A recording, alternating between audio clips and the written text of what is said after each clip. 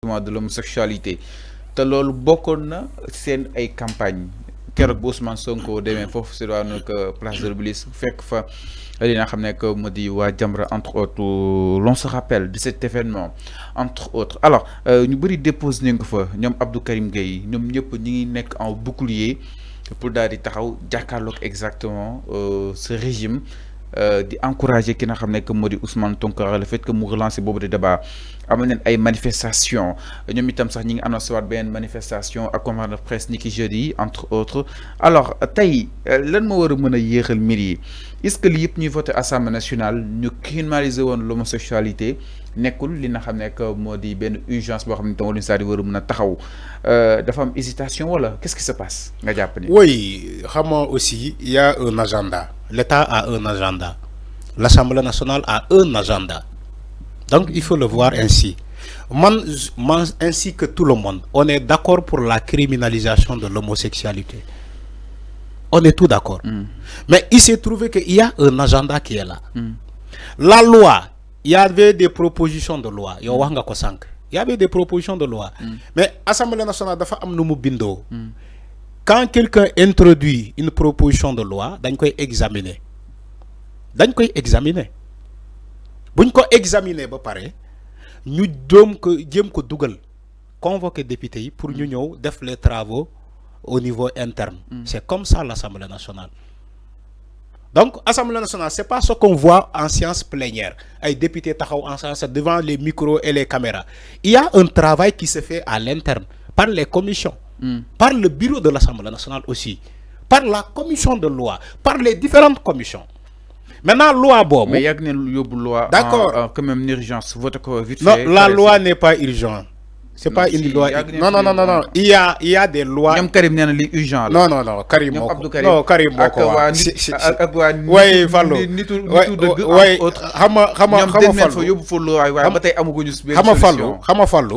tu as bien dit que Abdou Karim m'a dit que la loi est urgente. Abdou Karim m'a dit. Mais non, c'est urgent. Il faut que ragner lui urgent et le urgent. La loi, nous Sénégalais non nañu criminaliser homosexualité bi. On est tous d'accord. Nañ ko criminaliser.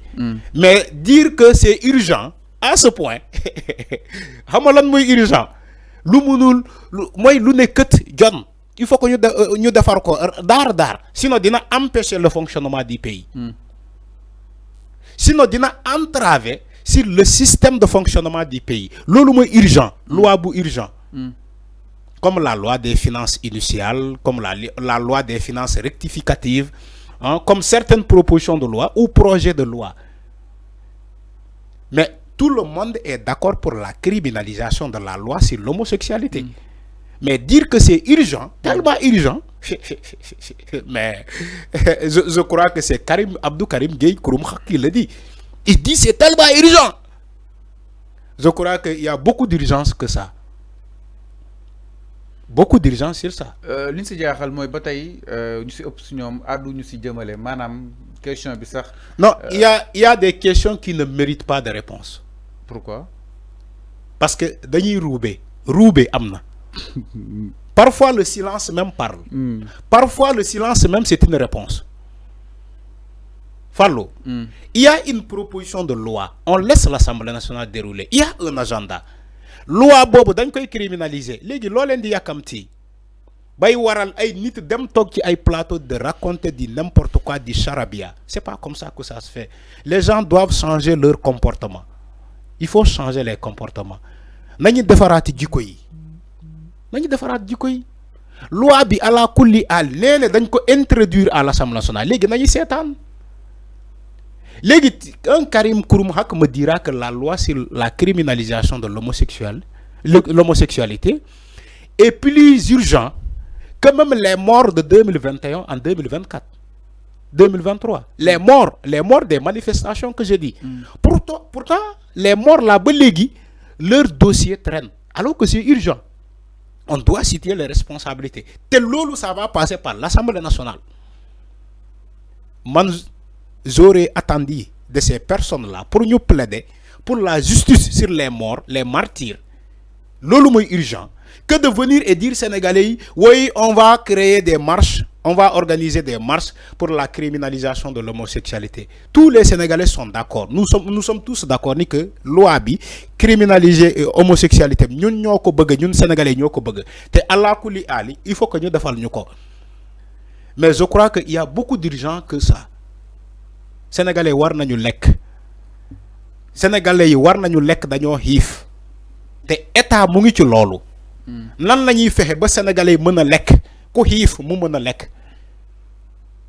Nan lañuy fexé ba wañi location bi parce que location bi dafa cher. Sénégalais yi nan lañuy fexé ba Sénégalais yi ku nek am dëkk way. Bo bëggé dëkk nga am fi ngay dëkk parce que location bi dafa cher. Lan lañuy fexé ba xalé yi am xey. Xey ndaw ñi Macky Sall waxona ko fi xey ndaw ñi après il a échoué. Voilà les questions d'urgence. Lan lañuy fexé ba wañi les prix des denrées de première nécessité. Je crois que lolu moy urgence bi, lolu lañu wara marche, lolu lañu wara yobbu Assemblée nationale pour état taxaw ci lolu. Même si tout le monde est d'accord pour la criminalisation de l'homosexualité. Tout le monde est d'accord. Okay. Mais c'est pas comme ça que les choses fonctionnent.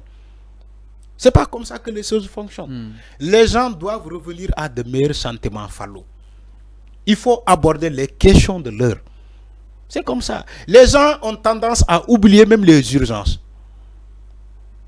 Moi, le vouloir ou bien quelque chose qui t'anime d'aller dans les plateaux et de raconter des choses pour que non, fallu mo wax li. Si Mamour Ibra Kane nee na Dakar dem cyber bi won nañ ko fi arrêté. Dakar dem cyber.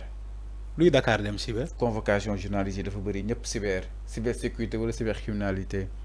Dakar dem dik Dakar dem cyber. Oui, fallu xamoo aussi bulu roubé débat bi. Bu ñu journaliste yi la waaw bu ñu nekkee ci pante bu am solo. C'est mo leen jité. Non xama lolu da ngay wañi sama régime, da ngay wañi sama rythme. Quand tu me dis on est dans une affaire de qui après nga jékki-jékki nga ne Mahmoud Ibra Kane d'accord xam nga Mahmoud parce que journaliste oui xam nga Mahmoud Ibra Kane réagir neen jàpp neen Dakar dem cyber bi temps dafa bëri yow journaliste na mën na juum mën na ko solo say wax waaw d'accord léegi Fallou c'est important xam nga Dakar cyber bi dem cyber bi fekk ñu la sa kër ñu yóbbu la cyber tamit nañu waxante dëgg bu fekkee Dakar dem cyber am na fekk ñu nit këram ñu yóbbu ko caxatee ko yóbbu ko cybercriminalité da nga am li nga def da nga am li nga wax mais léegi Mahmoud Ibra Kane boo bëggee Dakar dem cyber bi mu dàkk na nit ñi xoolaat lu ñuy wax je crois que loolu la war a def na xelal ñooñu na xelal journalistes yi chroniqueurs yi ñu saytu lu ñuy wax booy wax na nga wax li nga xam booy wax na nga xam na nga wax lu la wóor bu suba do dem cybersécurité wala cybercriminalité. loolu am na liggéey de moom. Ouais mais bien sûr parce que nit ñi ñoo journalistes yi. Oui parce que on est dans un pays fallo. On est dans un pays où les gens du jour au lendemain ils racontent du n'importe quoi. Non soyons sérieux fallo. On est dans un pays où les gens ils confondent même le mensonge et la vérité. Après ils vont dire que liberté d'expression c'est ça le pays. Sénégal faut que ñu defaraat jikko yi parce que jikko yi yàqu na Sénégal fii ngay gis kilifa mu togg ci plateau di wax lu dul dëgg kilifa laa la wax de waxuma la xale ngay gis kilifa muy togg ci plateau di wax lu dul dëgg. Alors ñu évoluer ñu ne la diw mooy wax lii. Après ñu convoqué la nga ne non waxewuma ko loolu du intention boobu laa am. Alors c'est clair. Donc il faut que loolu ça cesse. Il faut que ñu bàyyi loolu. Bu ñu bëggee Dakar dem cyber boobu comme ni nga wax mu dàkk. na ñi ñuy defaraat jikko yi commencé di wax lu dëgg di wax dëgg di ragali yàlla booy wax da nga war a boole ci ragali yàlla na ngay saytu ni ngay wax.